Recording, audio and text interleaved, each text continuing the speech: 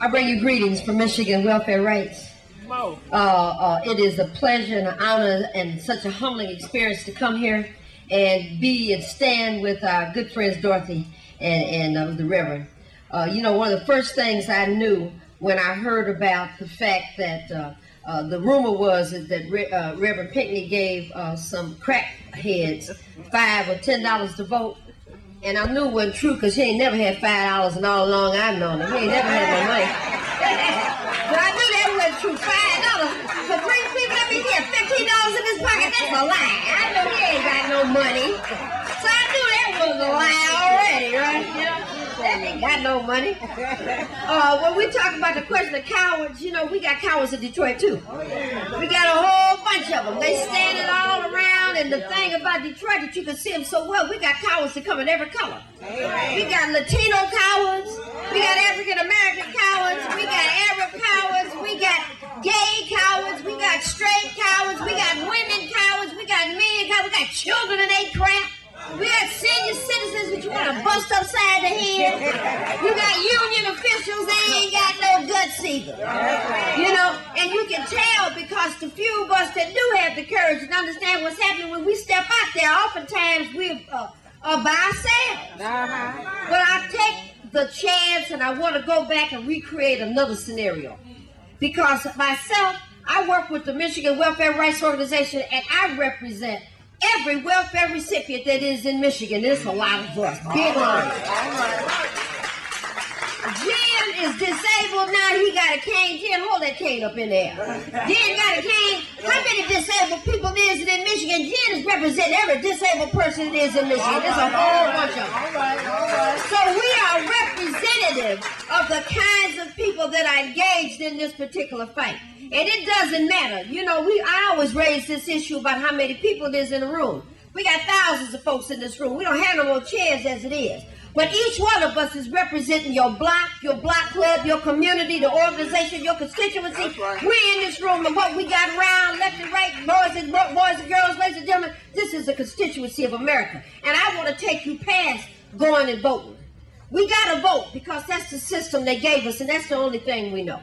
Our society is based on we work, you get a check, you cash it, you go buy some stuff, you run out of money, you go back to the job, get a check, cash it, get a check. That's what we know. That's all they told us. Okay? Now we got this big problem where we done been laid off from work. And now they say, well, situations have changed. You don't have no money no more. So therefore, the car, might have to give it back. House, can't live in it no more. Children having music lessons, that's gone. All the stuff, all those issues and whatnot. And the only written rule that I'm aware of that stood the test of time says Bible.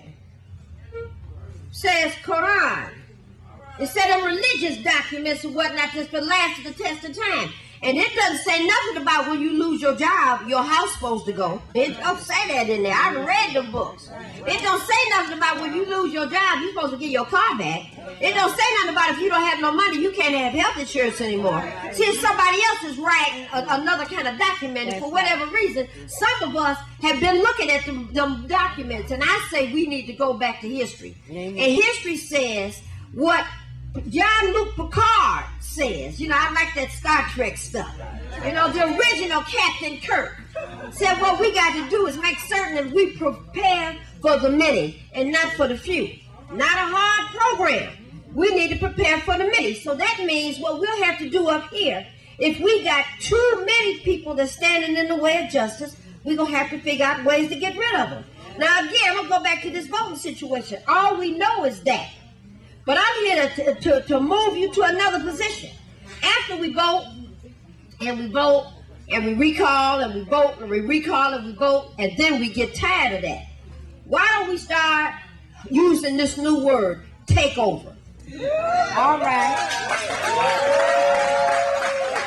Hello. I don't want to fool around with this no more, because see, they'll get us tied up with the Democrats. They love you. The Republicans, they ain't your friend. And then they'll switch it up. And then, you know, the Republicans declare themselves Democrats, and the Democrats will start calling themselves Republicans. And we'll be standing up there. Oh, woe is me. What we going to do? The heck with all of that.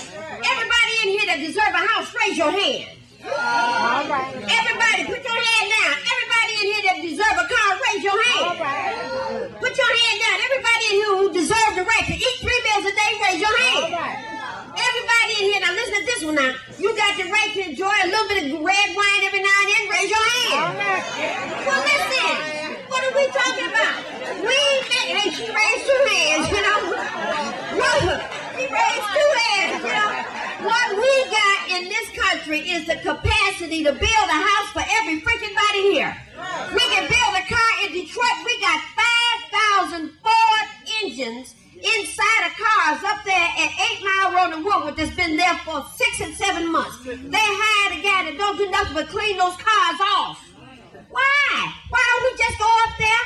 Give her, well, you too little drag. Give her